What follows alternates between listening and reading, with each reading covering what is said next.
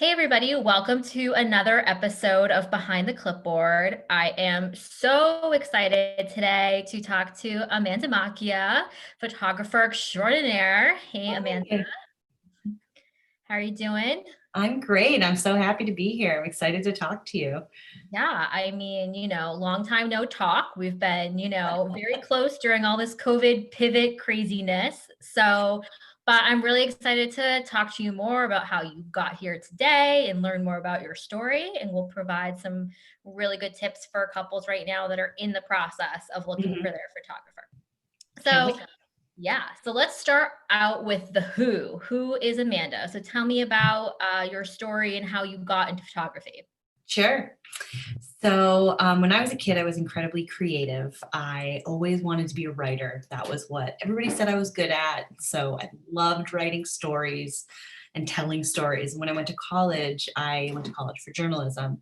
And that's where I discovered photography. And that's when I realized that I didn't really love writing, although it took me a while to admit that to myself. Mhm. I had picked up a camera to try out photojournalism, and things just kind of clicked. And like I said, it took me a little while to accept that. So I kept on the same path. I graduated from college.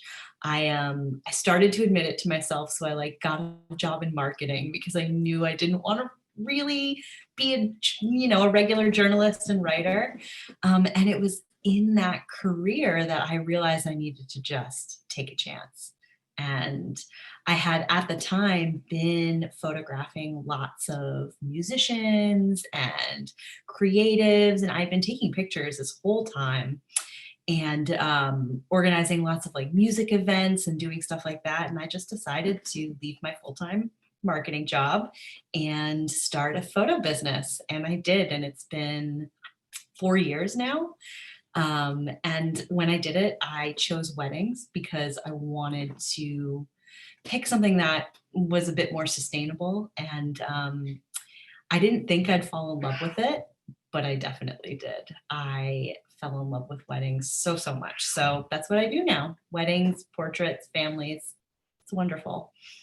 So you took that leap. I feel like so many of us entrepreneurs, especially in the creative, we have that moment of like, I gotta leave my day job and take this leap and go do it. And it's worked out for you. So what keeps you going?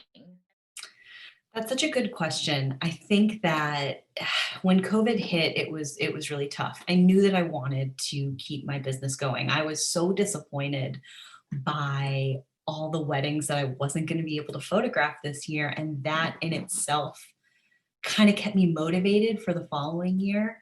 But I have to also say that working on creative projects with you has infused a new energy into me that as we roll into probably another beginning of 2021 is going to be difficult.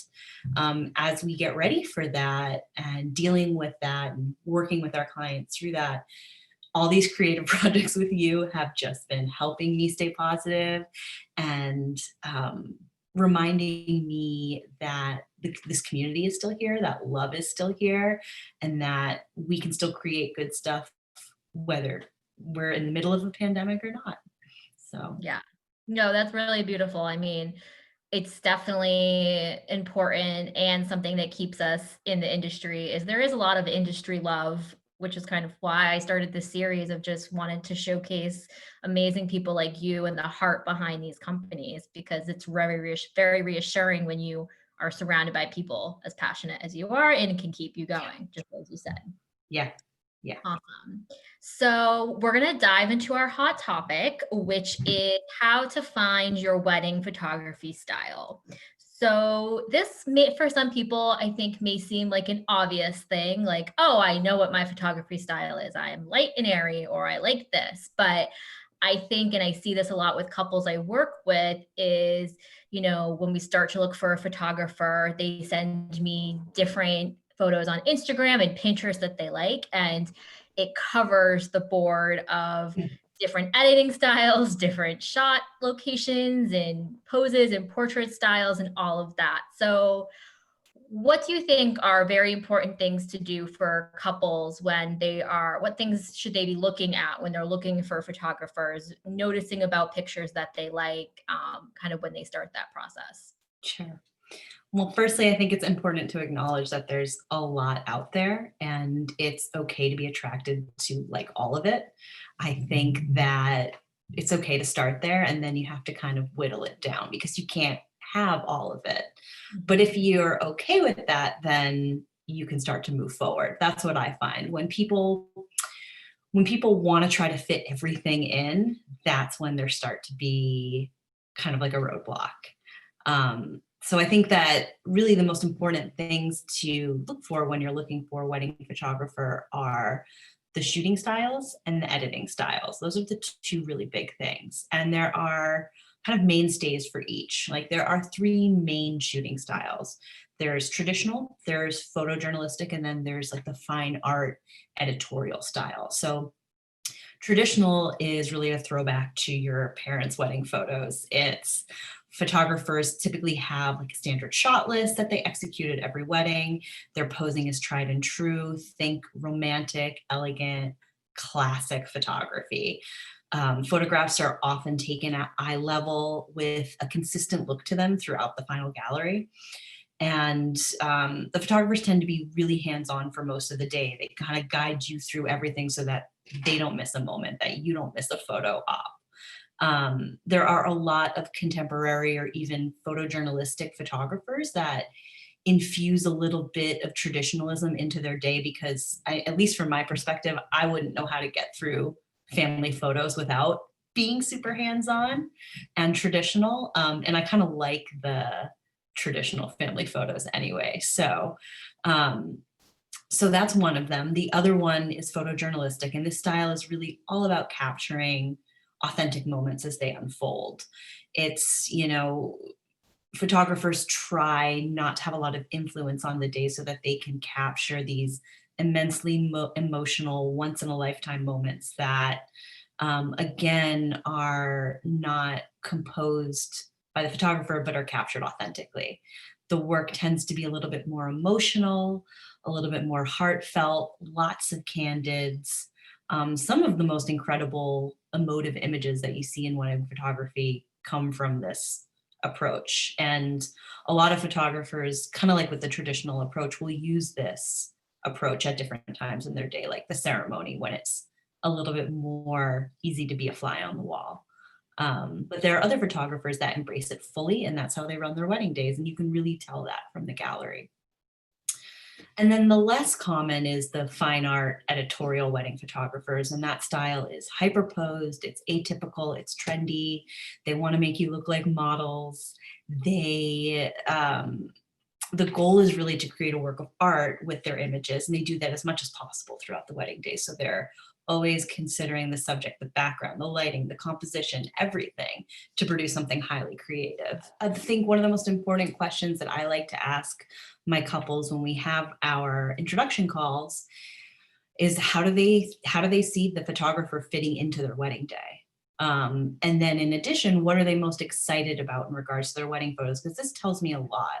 If they're really excited about dramatic portraits, then I know they want something creative. If they're really excited about candids, then I know they want that photojournalistic style. And I try to ask those questions to help couples reflect a little bit more about what they're looking for and see if we're a good fit for them. Yeah, definitely. And that kind of leads us to with personality. Definitely talk to your photographer. Make sure it's somebody that you think you're going to have fun with on the day of, because they're going to be with you Yeah. through all of those moments. All the No, moments that you think are intimate, your photographer's there. yep. I always tell my clients, like, at the beginning of our calls, our first call together, I say the point of this call is for you to ask questions of me. It's for me to get to know you and your wedding day. But I think most importantly, it's to make sure that we get along, that you like me, that this is a good fit because we are spending the whole day together. And I'm going to be there for all your most intimate moments, as hands-on or hands-off as you want. So we should like each other. Yeah. I ask the same question as a planner. I'm like, let's make sure that you like my personality, because we're going to be talking about all your family drama. We're going to be talking about, Yep. all the little moments. We're going to be there alongside you. So photographers in the same boat. Okay. So you were starting to talk about editing styles. Let's dive into those. Yeah, so there are two main editing styles that you'll see out there with a little bit of variation in between. That is the light and airy style and the dark and moody style. So light and airy photos are a little bit more soft, romantic, whimsical. The editing style tends to use lighter shadows and tones. The skies are a little bit more blown out, and sometimes the colors are muted. Whereas dark and moody, you'll see richer colors, deeper shadows, higher contrast. They tend to evoke a bit more emotion. They're a little bit more striking and vibrant. In both of those scenarios, there are photographers that are more true to color and photographers that are a little bit less true to color. Photographers balance color really differently. And there are, and you've probably seen this, trends that come and go. So it's important to look at that when searching for your wedding photographer. It's not always just light and airy, dark and moody. There's other things like color balance, like skin tone, like if it looks like there's like a general filter over it, for lack of a better word, those are all really important things to look at when you're looking at your wedding photography editing style. And you can ask them questions about how they edit, and definitely ask for full galleries so you can look at those and see how that editing style translates throughout the whole day. Yes, definitely. Because you also, I think, can pick up, in addition to the editing styles, what they're capturing, where their eye is, and where those moments that they're paying attention to throughout the day that can kind of help you see what potentially your gallery could look like with going with Yeah. Yeah. Asking for full wedding galleries is always so important because it gives you a sense of, like you were saying, the shooting style and really the photographer's approach. And that's so important to see if it's a good fit for your wedding day. Any other tips that you have for couples for looking for photographers? Definitely ask your photographers how they approach their wedding day. It's always good to know how hands-on they are beforehand, how, if they're willing to like work on a schedule with you 6 months in advance, or if they're going to drop into your email 3 months in advance. Another thing to consider is photographers are mostly small businesses, so they can range in size and scope, and it's important to look at those small businesses and see how active they are, whether they take on 30 weddings a year or 15. That really will affect your customer experience, and I think that a lot of folks sometimes overlook that, and I tend, as a customer myself, to really love the client experience. So I want to find a good fit there too. So like the booking and communication experience is just as important as the photos, I think, because you're going to remember that too. It's going to be really important in building up your wedding day. Yeah, it could cause unnecessary stress that, you don't need. Nothing is more frustrating than not getting responses and, going into your day with peace of mind. So having someone that is going to be there for you to answer questions along the way, and, have a great client, business owner experience is really important. Yeah, I agree. Awesome. So this is my favorite part now. I love to ask people this question, which always makes us all a little uncomfortable because we don't want to admit when we learn things the hard way, but it is the nature of our business. Being in events, working with a lot of different people, a lot of different weddings of all different locations and sizes and traditions and all of that. So I would love to hear a story about something you maybe have learned the hard way in your photography business. Absolutely. Upon you first asking me that question, the first thing that comes to mind is something that I'm so hesitant to share, but I'll share it anyway. It's a very non-judgmental zone here.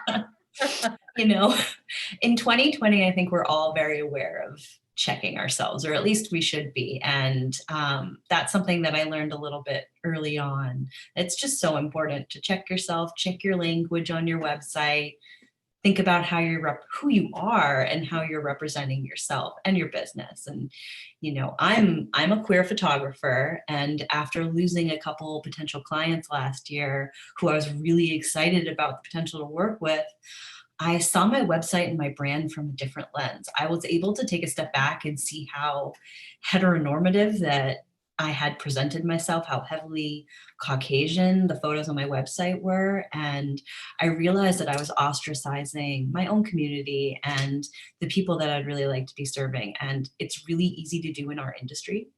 It's really easy to do in life. I mean, in our industry, marriage equality is a little over 20 years old. So, you know, there's a lot of work still to be done, and there are a ton of resources out there and websites that help brands be more mindful and inclusive and intentional, like equallywed.com. And I realized that I wanted to build a brand that people can come to and not feel like they have to ask if it's okay to work with me because they're gay. Yes, it's okay. It's amazing. You're my people. And it was definitely a really big lesson to learn that I had not been transmitting that message from the get-go. So thing I learned the hard way.